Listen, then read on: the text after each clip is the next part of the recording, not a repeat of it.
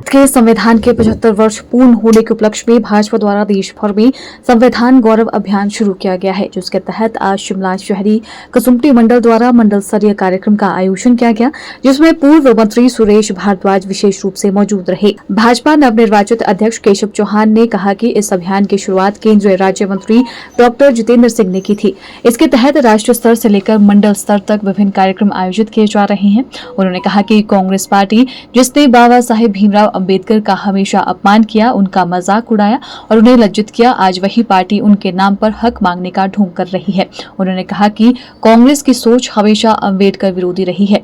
उन्होंने कहा कि 251 पन्नों का संविधान देश के प्रति नागरिक को समग्रता और एकीकृत राष्ट्र की कल्पना को साकार करके अपना योगदान दे रहा है।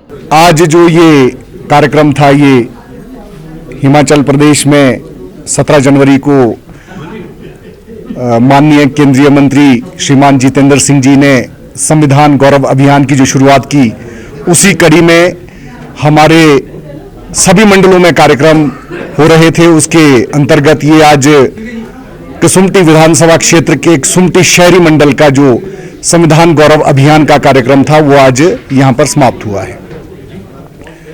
तो जो ये संविधान गौरव अभियान है, ये विशेष तौर पर जिस प्रकार एक नैरेटिव सेट किया जा रहा था कि भारतीय जनता पार्टी और भारतीय जनता पार्टी की जो सरकारें हैं वो संविधान के साथ खिलवाड़ कर रही है, इस नैरेटिव को अगर असल में देखें, जो असल में खिलवाड़ हुआ है, बाबा साहेब भीमराव अंबेडकर का जो असली अपमान किया है, वो जो 65 वर्षों तक कांग्रेस की सरकारें रही और कांग्रेस पार्टी रही, असल में उन्होंने किया है। बहुत उदाहरण ऐसे मिलते हैं। बाबा साहेब भीमराव अंबेडकर जो विश्व के आज तक के सबसे पढ़े लिखे व्यक्ति थे, विश्व का सबसे बड़ा, सबसे अच्छा संविधान हिंदुस्तान का उन्होंने लिखा, विश्व का सबसे बड़ा लोकतंत्र आज उनके संविधान से चल रहा है। लेकिन कांग्रेस की सरकारों ने और कांग्रेस पार्टी ने हमेशा बाबा साहेब का अपमान किया। आप हम सब जानते हैं, बाबा साहेब अंबेडकर का इतना बड़ा योगदान होने के बावजूद भी उन्हें भारत रत्न नहीं दिया गया।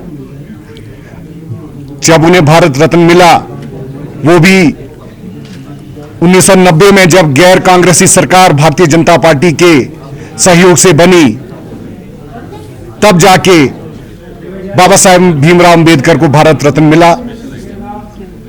संसद के सेंट्रल हॉल में उनकी फोटो तक नहीं लगी थी। 12 अप्रैल 1990 को श्रद्धेय स्वर्गीय प्रधानमंत्री श्रीमान अटल बिहारी वाजपेयी जी के अथक प्रयासों से संसद के सेंट्रल हॉल में उनकी प्रतिमा लगी। अगर हम बात करें संविधान के अपमान की, तो हम आप सब जानते हैं कि धारा 356 का जो इस्तेमाल, सबसे ज्यादा गलत इस्तेमाल किया, वो कांग्रेस सरकारों ने 88 बार गैर कांग्रेसी सरकारों को बर्खास्त करके किया। उदाहरण हिमाचल के पास भी है, शांता कुमार जी की सरकार थी। बाबरी मस्जिद उत्तर प्रदेश में टूटी थी, हिमाचल में, बल्कि शांता जी का बयान है कि हिमाचल में तो चींटी भी नहीं मरी थी, लेकिन हमारी सरकार यहां पे बर्खास्त कर दी गई। इससे बड़ा एग्जाम्पल और दूसरा क्या हो सकता है। उससे पहले श्रीमती इंदिरा गांधी जी, इमरजेंसी उन्होंने लगाई। वजह क्या थी? क्योंकि उनका जो चुनाव है, माननीय उच्च न्यायालय ने उसे निरस्त कर दिया था। उससे बचने के लिए श्रीमती इंदिरा गांधी ने 6 जून 1975 को इमरजेंसी लगाकर संविधान की धज्जियां उड़ा दी थी। ये बहुत सी ऐसी चीजें हैं। अगर असल में किसी ने अपमान किया है तो वो कांग्रेस पार्टी है, और अगर सम्मान किया है, वो चाहे पंचतीर्थ जो बाबा साहेब भीमराव अंबेडकर की, जहां उन्होंने जन्म लिया, वहां स्मारक बनाकर, जहां उन्होंने शिक्षा दीक्षा ली इंग्लैंड, वहां स्मारक बनाकर, जहां उन्होंने अपनी अंतिम सांसें ली दिल्ली, वहां स्मारक बनाकर, और जहां पर उनका अंतिम संस्कार हुआ बंबई, वहां स्मारक बनाकर, और नागपुर जहां पर उन्होंने बौद्ध धर्म को अपनाया, वहां पर स्मारक बनाकर भारतीय जनता पार्टी ने उन्हें सम्मान दिया।